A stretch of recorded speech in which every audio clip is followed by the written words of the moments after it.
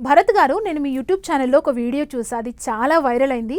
అంటే ఒకే రోజులో India to Nepal, Nepal to China border దాటించేశారు ఇంతమంది యాత్రికుల్ని. అది ఎలా సాధ్యమైంది? ఒక 114 మంది 114 యాత్రికులు అందరూ ఆల్రెడీ ఒక 2 days ముందు బయలుదేరి హైదరాబాద్ టు లక్నో, అక్కడ నుండి నేపాల్గంజ్, సిమికోట్, హిల్సా వరకు ప్రయాణం చేశారు. కానీ ఒక ముగ్గురు మాత్రం వారి యొక్క పేరెంట్స్ ఎవరో చనిపోతే 11th day సెరమనీ పూర్తి చేసుకుని 26th నాడు వారు ఆల్రెడీ లక్నో బయలుదేరి వచ్చారు. వీరు అందరూ ఎవరైతే ఈ ముగ్గురు రాలేదో, ఈ ముగ్గురు రానప్పుడు మనంతా కూడా గ్రూప్ వీసా అని చెప్పాము మీకు. సో ఈ గ్రూప్లో ఎంతమంది నేమ్స్ ఉంటే అంతమంది కంపల్సరీ బార్డర్లో ప్రజెంట్ అవుతుంది తప్ప మిగతా వాళ్ళని అలౌ చేయడానికి అవకాశం లేదు. ఏదర్ వీళ్ళని క్యాన్సిల్ చేయాలి, లేదంటే గ్రూప్తో పాటు తీసుకెళ్ళాలి. ఇప్పుడు పర్మిట్లు వీసాలు రావడమే కష్టం అనిపిస్తుంటే వారు 5,000 10,000 కూడబెట్టుకుని మా ఆఫీస్కి వచ్చి గత 1 year నుంచి పే చేస్తున్నారు. సో వారి యొక్క లైఫ్ టైం అచీవ్మెంట్, చాలా చిన్న ఫ్యామిలీ వాళ్ళది. సో ఏ రకంగా అయినా సరే వాళ్ళని కైలాష్ యాత్రకి వీళ్ళతో జాయిన్ చేయాలి.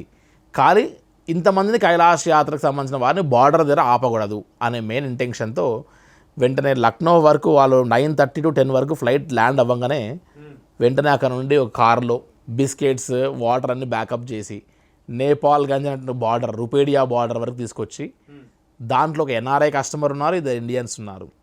ఆ బార్డర్లో ఎస్ఎస్బి పోలీస్ అఫీషియల్స్ని రిక్వెస్ట్ చేసి ఈ బ్యాగ్ స్కానింగ్లు, చెకింగ్లు, అక్కడ ఎంబసీ నుంచి స్టాంపింగ్స్, ఇన్నిటిని వ్యవహారం కష్టమవుతుంది, కొద్దిగా మా వాళ్ళు అక్కడ వెయిట్ చేస్తున్నారని చెప్పి వీరిని రిక్వెస్ట్ చేసి ఫాస్ట్గా ప్రాసెస్ చేయించి ముందే అక్కడ బార్డర్ దగ్గర వెయిట్ చేసి నేను అక్కడ నుండి జస్ట్ 2 to 3 minutesలో వాళ్ళంటే బార్డర్ ఫార్మాలిటీస్ పూర్తి చేసుకుని నేపాల్గంజ్ ఎయిర్పోర్ట్ వెళ్ళి ముందుగానే వారి కోసం హెలికాప్టర్ హైర్ చేసి హెలికాప్టర్లో డైరెక్ట్గా చైనీస్ బార్డర్ తీసుకెళ్ళి 13 minutes గ్యాప్లో ఈ 114 మంది స్టాంపింగ్ అవుతున్నప్పుడు ఈ ముగ్గురిని తీసుకెళ్ళి జాయిన్ చేసామండి.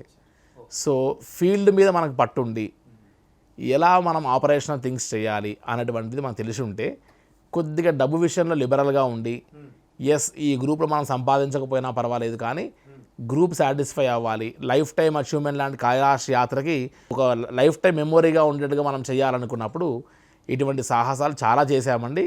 ఇదంతా కూడా ఆపరేషనల్లో ఫీల్డ్ పైన పట్టుతో మనం ఎన్నో చేయొచ్చు సార్ ఇటువంటివన్నీ కూడా.